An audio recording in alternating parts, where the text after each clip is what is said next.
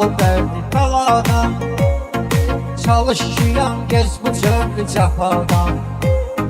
Namərd şikayət eyləyər xudadan. Min bərəkət mərdə nə qaldı qaldı.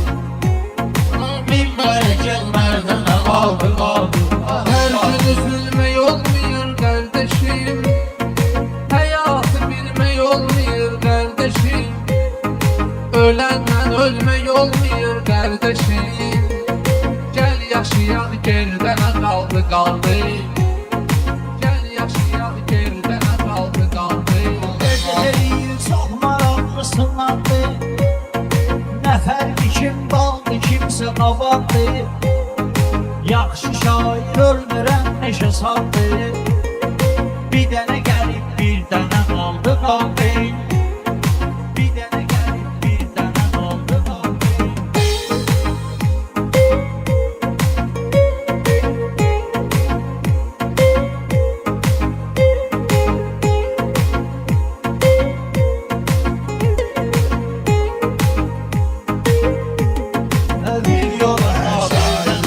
Sözler olur xumari, Maşlayanın çalandır xeridari.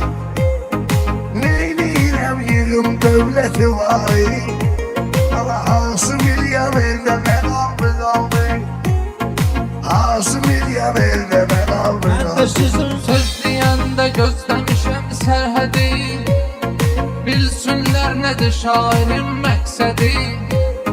Bugünəcən ömrümün çoxum qəm yedi, sabah gələn dərdə nə qaldı qaldı, sabah gələn dərdə nə qaldı qaldı.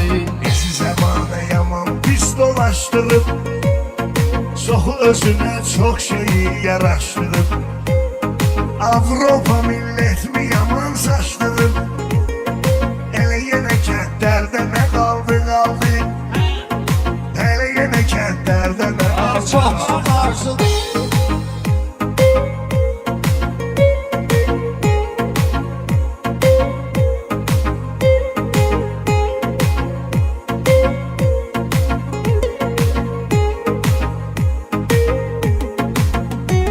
Oxumuşam şairləri cədvəlindən, xəbərdaram hamısının əvvəlindən. Tutub gözlərini də alsın əlindən, və sonda sərgərdənə qaldı qaldı. Və sonda sərgərdənə qaldı qaldı. Çalış sözümü savazla danış, qeybət eləmə deyəndə adla danış. Sən onu can keşlərə şadla danış. Ustada şagirdə nə qaldı qaldı.